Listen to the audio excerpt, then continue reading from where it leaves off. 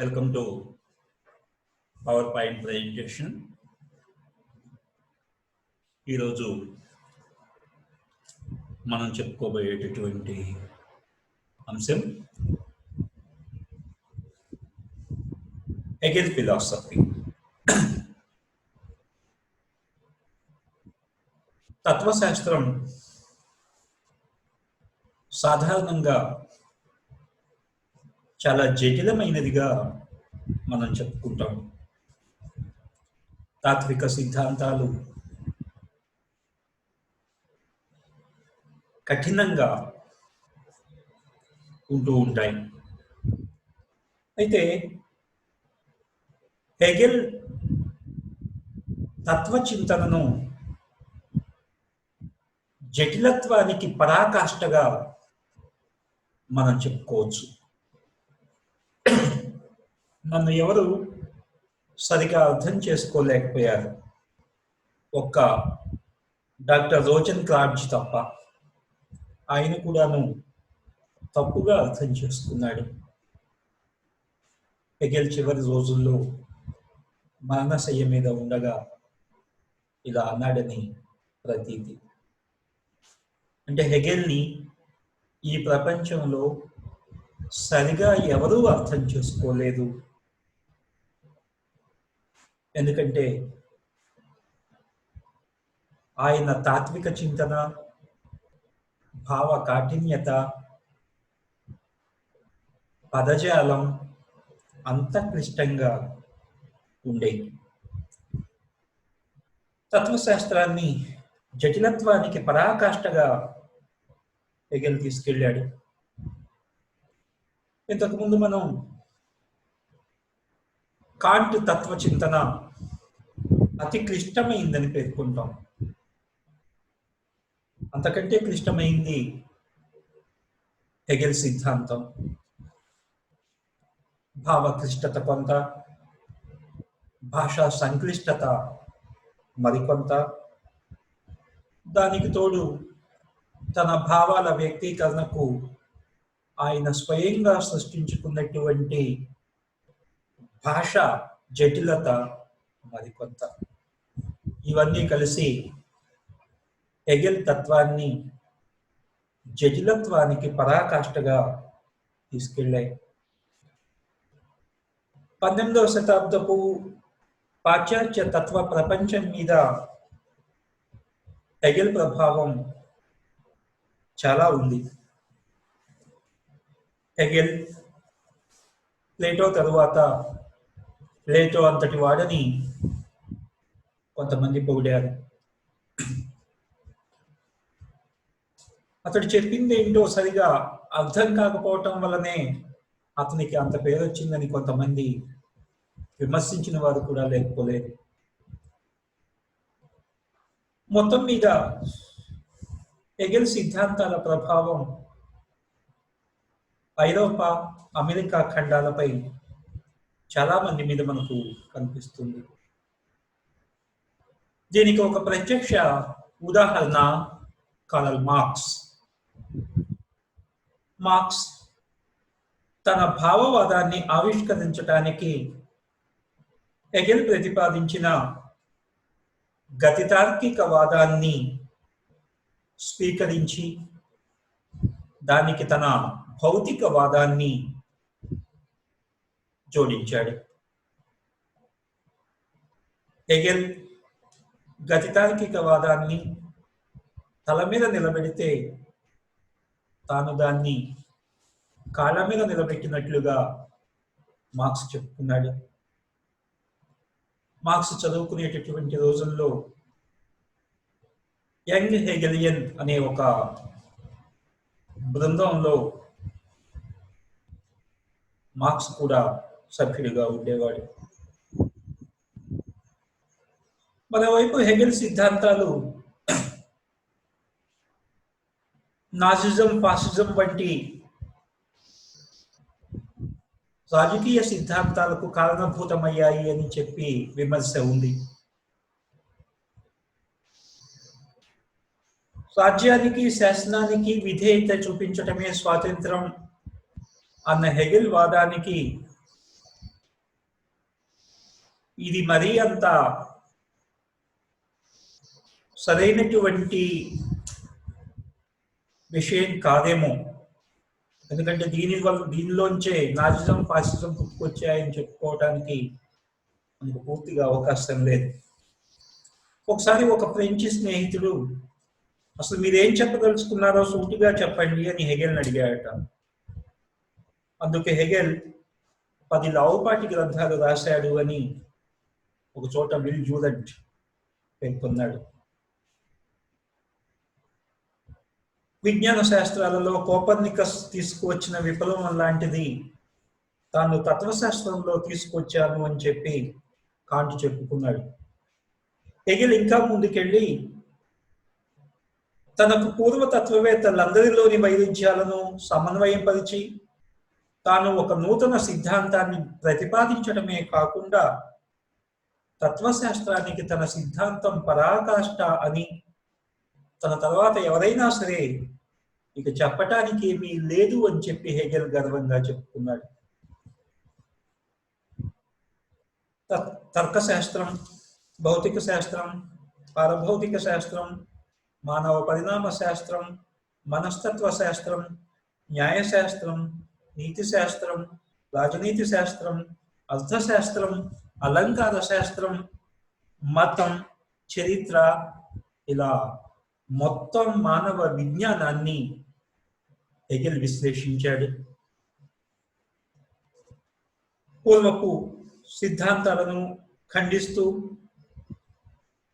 వాటిని సమన్వయం చేస్తూ నూతన భాష్యాలు చెప్తూ ఒక సిద్ధాంత వ్యవస్థను హెగెల్ నిర్మించడానికి ప్రయత్నం చేశాడు. హెగెల్ పూర్తి పేరు జార్జ్ విల్హెల్మ్ ఫ్రెడరిక్ హెగెల్. జర్మనీలోని స్టట్గార్డ్లో క్రీస్తు శకం 1770 ఆగస్టు 27వ తేదీన ఒక సాధారణ ప్రభుత్వ ఉద్యోగి ఇంట్లో హెగెల్ జన్మించాడు. తండ్రి వట్టెంబర్గ్ రాష్ట్ర ప్రభుత్వంలో ఒక చిన్న ఉద్యోగిగా ఉండేవాడు. మిగిలినటువంటి ప్రభుత్వ ఉద్యోగులందరిలాగానే హెగెల్ తండ్రి కూడా గుమస్తా మనస్తత్వాన్ని నరాన జీర్ణించుకున్నాడు. అంటే పై అధికారి ఏం చెప్తే దాన్ని వేదవాకులా శిరసావహించడం, అధికార యంత్రాంగంలో ఒక చిన్న మరమేకులాగా పడి ఉండటం, ప్రభుత్వం పట్ల వినయ విధేయతలతో ప్రవర్తించటం. బహుశా తండ్రి ప్రభావం హెగెల్ సిద్ధాంతంలో లీలగా గోచరిస్తుంది అని చెప్పి కొంతమంది విమర్శించారు. ప్రాథమిక విద్యాభ్యాసం తరువాత స్థానిక గ్రామర్ పాఠశాలలో పూర్తి చేసుకున్నటువంటి హెగెల్ తుంజిబిన్ యూనివర్సిటీలో చేరాడు. అక్కడ గ్రీక్ గ్రంథాలు అధ్యయనం చేయటంతో పాటు రూసో, కాంట్ సిద్ధాంతాలతో బాగా ప్రభావితుడయ్యాడు. పుస్తకాల పురుగ్గా పేరు తెచ్చుకున్నాడు. తుంజిబిన్ యూనివర్సిటీలో 1793లో డిగ్రీ పట్టా చేతపట్టుకొని తత్వశాస్త్రంలో బాగా వెనకబడిన విద్యార్థి అనే సర్టిఫికెట్ తీసుకుని మరి బయటకు వచ్చాడు. తుంజిబిన్ యూనివర్సిటీలో చదువుతున్నటువంటి కాలంలోనే ఫ్రాన్స్లో ప్రారంభమైన విప్లవం ఆనాటి మేధావుల్లాగే హెగెల్ను కూడాను ఆకర్షించింది.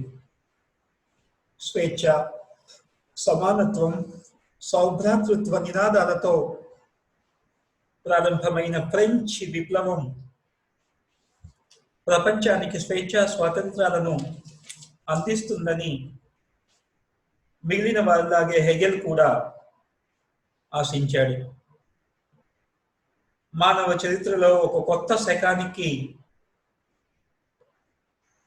అది నాంది పలుకుతుంది అని చెప్పి హెగెల్ ఆశించాడు. ఆ ఉత్సాహంతోనే తుంజిబిన్ యూనివర్సిటీలో ఫ్రెంచ్ విప్లవానికి గుర్తుగా ఒక స్వేచ్ఛా వృక్షాన్ని కూడాను హెగెల్ నాటాడు. పట్టభద్రుడైన తరువాత యూనివర్సిటీ నుంచి బయటికి వచ్చి బెర్న్లోను ఫ్రాంక్ఫర్ట్లోను ప్రైవేట్ ట్యూటర్గా కొంతకాలం పనిచేశాడు. తండ్రి చనిపోవటంతో కుటుంబ బాధ్యతలు హెగెల్ మీద పడ్డాయి. ఆ సమయంలోనే జీనా యూనివర్సిటీలో పనిచేస్తున్నటువంటి ప్రముఖ తత్వవేత్త షెల్లాంగ్ హెగెల్ను యూనివర్సిటీకి ఆహ్వానించాడు. జీనా యూనివర్సిటీ అప్పటికి ప్రసిద్ధి చెందినటువంటి విశ్వవిద్యాలయం, ఎంతో మంది మేధావులకు అది కేంద్రంగా ఉండేది. అక్కడ షెల్లర్, పీచే, కాంట్ మొదలైనటువంటి తత్వవేత్తలు పనిచేస్తూ ఉన్నారు. జీనా యూనివర్సిటీలో చేరిన తర్వాత కాంట్ తాత్విక వారసులుగా పీచే, షెల్లింగ్, హెగెల్ పేరు తెచ్చుకున్నారు.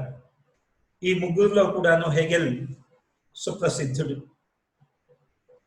1801లో జీనా యూనివర్సిటీలో జాయిన్ అయిన తరువాత ఇక్కడ ఫ్రెంచ్ విప్లవం పూర్తయింది. విప్లవం మీద అందరికీ విసుగొచ్చింది. స్వేచ్ఛ, సమానత్వ, సౌభ్రాతృత్వాలకు పునాది వేస్తుందని ఆశ పెట్టుకున్నటువంటి ఫ్రెంచ్ విప్లవం రక్తపు టేరులు పారించింది. రాచరికపు నిరంకుశత్వం పోయి మరొక రూపంలో నిరంకుశత్వం వచ్చింది. నెపోలియన్ ఫ్రెంచ్ విప్లవం ముగిసిన తరువాత చక్రవర్తిగా తనను తాను ప్రకటించుకొని ఐరోపాను పాదాక్రాంతం చేసుకోవటానికి దండయాత్రలు మొదలుపెట్టాడు. ఆ క్రమంలోనే రష్యాను ఆక్రమించటానికి నెపోలియన్ దండెత్తి వచ్చాడు. 1806లో జీనా వద్ద జరిగిన యుద్ధంలో రష్యా ఓడిపోయి నెపోలియన్కు దాసోహం ఉంది. దాంతో రష్యా ఓడిపోవటంతో జీనా యూనివర్సిటీ ఆర్థిక పరిస్థితులు కూడా పూర్తిగా దెబ్బతిన్నాయి. దాంతో హెగెల్ జీనా యూనివర్సిటీ నుంచి బయటకు వచ్చి కొంతకాలం పాటు ఒక పత్రికకు సంపాదకుడిగా పనిచేశాడు. ఆ పత్రికకు సంపాదకుడిగా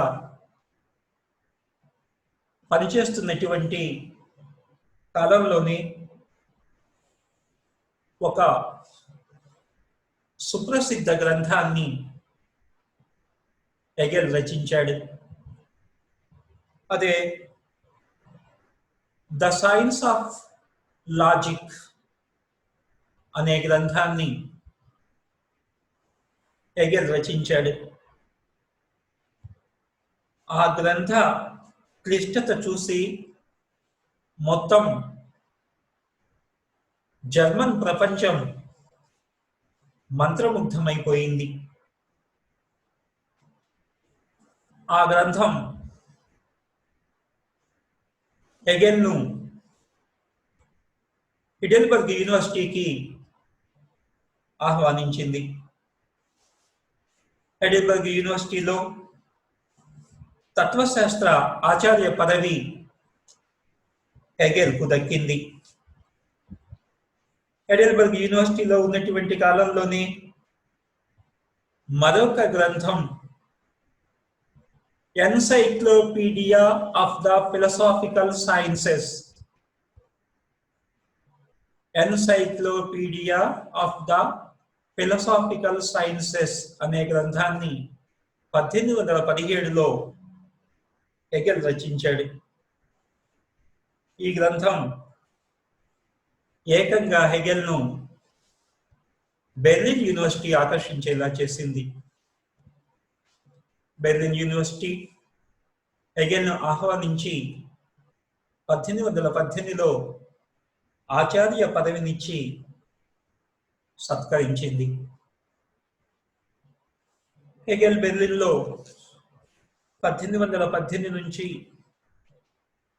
చనిపోయేంత వరకు కూడా సుమారు 13 ఏళ్ళు బెర్లిన్ యూనివర్సిటీలో గడిపాడు. హెగెల్ జీవితంలో చెప్పుకోదగినటువంటి గొప్ప విశేషాలు ఏమీ లేవు. బహిరంగంగా కంటే అంతరంగంలోనే హెగెల్ ఎక్కువగా జీవించాడు. అతని ప్రపంచమంతా మానసిక ప్రపంచమే. ఎప్పుడు రచనల్లో, బోధనలో మునిగి తేలుతూ ఉండేవాడు. ఎప్పుడు ఆలోచనలతో గడుపుతూ పరధ్యానపు ప్రొఫెసర్గా పేరు తెచ్చుకున్నాడు. తన సిద్ధాంత వ్యవస్థ ప్రపంచ తత్వశాస్త్ర పరాకాష్ఠ అయితే, తాను నివసిస్తున్న ప్రష్యా రాజ్య వ్యవస్థ మానవ రాజకీయ చరిత్రలో ఆదర్శప్రాయమైన అంతిమ పరిణామ దశగా హెగెల్ ప్రస్తుతించాడు. ప్రష్యా ప్రభుత్వాన్ని హెగెల్ ఆకాశానికి ఎత్తేయటంతో తనను అంత ఘనంగా కీర్తించినందుకు ప్రష్యా ప్రభుత్వం కూడా హెగెల్ను అంతే ఘనంగా సత్కరిస్తూ వచ్చింది. అతనికి అఫీషియల్ ఫిలాసఫర్ అనే పేరు వచ్చింది. అధికారిక తత్వవేత్తగా ముద్రపడ్డాడు. బెర్లిన్ యూనివర్సిటీలో పనిచేస్తూ ఉన్నటువంటి కాలంలోనే 1831లో బెర్లిన్ కలరా వ్యాధి చుట్టుముట్టింది. హెగెల్కు ఆ వ్యాధి సోకి ఒకరోజు మంచం మీద ఉండి ఆ మర్నాడు 1831 నవంబర్ 14వ తేదీన ప్రశాంతంగా నిద్రలోనే హెగెల్ అంతిమ శ్వాస విడిచాడు. హెగెల్ చేసినటువంటి రచనల విషయానికి వచ్చినట్లయితే, హెగెల్ తాత్విక చింతన అతి జటిలమైనది అని మనం చెప్పుకున్నాం. దాన్ని ఎంత చెప్పుకున్నా కూడాను మనం ఏదో ఒకటి వదిలిపెట్టిన వాళ్ళమే అవుతాం. హెగెల్ తన తత్వచింతనలో ఉపయోగించిన భాష, పరిభాషను అర్థం చేసుకోవడం అనేది చాలా కష్టసాధ్యమైనటువంటి విషయం. అటువంటి హెగెల్ తత్వచింతనను మనకున్నటువంటి పరిధిలో మనం అర్థం చేసుకోవడానికి ప్రయత్నం చేద్దాం. హెగెల్ చేసినటువంటి రచనల్లో ప్రధానమైనటువంటి రచనలు ద ఫినామినాలజీ ఆఫ్ స్పిరిట్, హెగెల్ సంపూర్ణ జ్ఞాన సిద్ధాంతాన్ని చర్చించినటువంటి గ్రంథం ఇది. The ఫినామినాలజీ of Spirit. హెగెల్ను ఎడిన్బర్గ్ యూనివర్సిటీలో ఆచార్య పదవినిచ్చి సత్కరించినటువంటి గ్రంథం Science of Logic. Science of Logic అనేటటువంటి గ్రంథం. ఇక హెగెల్ను బెర్లిన్ యూనివర్సిటీలోకి తీసుకెళ్లినటువంటి గ్రంథం Encyclopedia of the philosophical Sciences. Encyclopedia of the philosophical Sciences అనేటటువంటి గ్రంథం. హెగెల్ రచనల్లో మరొకటి Philosophy of right. Philosophy of Right. తర్వాత మరొక గ్రంథం Philosophy of History. Philosophy of history. The ఫినామినాలజీ of spirit, science of logic, encyclopedia of the philosophical sciences, philosophy of right, philosophy of history అనే గ్రంథాలను Hegel రచించాడు. హెగెల్ను king of the philosophers అని చెప్పంటారు. King of the philosophers అంటే philosophers కు చక్రవర్తి లాంటి వాడు. అలాగే ద ఫిలాసఫర్స్ కింగ్ అని చెప్పి పిలుస్తారు. తత్వవేత్తలకే తత్వవేత్త లాంటి వాడు హెగెల్. ఎందుకంటే హెగెల్ చెప్పినటువంటి సిద్ధాంతం ఆయన తాత్వికత తత్వవేత్తలకే తత్వవేత్తలాగా హెగెల్ను నిలబెట్టింది. కనుక హెగెల్ను king of the philosophers, the philosophers king అని చెప్పి పిలుస్తారు. అన్ని తాత్విక సిద్ధాంతాలు ఒక ఎత్తు అయితే హెగెల్ తత్వం ఒక్కటే ఒక ఎత్తు. ప్లేటో ప్రతిపాదించినటువంటి గతితార్కిక వాదానికి సంపూర్ణమైనటువంటి రూపాన్ని ఇచ్చిన వాడు హెగెల్. అంతేకాకుండా ఆదర్శవాద సిద్ధాంతానికి సంపూర్ణ రూపాన్ని హెగెల్ అందించాడు. రాజ్యం అత్యంత ఉన్నతమైనది, రాజ్యానికి లోబడి మానవులు జీవించాలి అని ప్రతిపాదించే ఆదర్శవాద భావం హెగెల్ చేతులలో తారాస్థాయికి వెళ్ళిపోయింది. తను ప్రతిపాదించినటువంటి గతితార్కికవాదం మార్క్స్ చేత సామ్యవాద సృష్టికి ఆధారభూతమైంది. గతితార్కికవాదాన్ని ఆదర్శవాదంతో మేళవించటం ద్వారా హెగెల్ గతితార్కిక ఆదర్శవాదాన్ని ప్రతిపాదించాడు. మానవ చరిత్ర ఎలా ముందుకు ప్రయాణం చేస్తోందో వివరించటానికి హెగెల్ ఈ గతితార్కిక వాదం ద్వారా ప్రయత్నం చేశాడు. ఈ గతితార్కికాన్ని తీసుకుని ఆ తరువాత కార్ల్ మార్క్స్ దానిలోని ఆదర్శవాదాన్ని తొలగించి భౌతికవాదాన్ని అన్వయించి గతితార్కిక భౌతికవాదాన్ని ప్రతిపాదించటం ద్వారా సామ్యవాద సిద్ధాంతాన్ని మార్క్స్ ఆవిష్కరించాడు. అటువంటి గతితార్కిక వాదానికి సంపూర్ణ రూపాన్ని ఇచ్చి ప్లేటో తరువాత గతితార్కిక వాదానికి సంపూర్ణమైనటువంటి రూపాన్ని ఇచ్చినటువంటి తత్వవేత్తగా హెగెల్ ప్రసిద్ధి చెందాడు. ప్రముఖ ఆదర్శవాదిగా, గతితార్కిక సిద్ధాంతకర్తగా హెగెల్ తన సిద్ధాంతం ద్వారా తత్వవేత్తలకే తత్వవేత్తగా చరిత్ర ప్రసిద్ధి పొందాడు. అటువంటి హెగెల్ తత్వం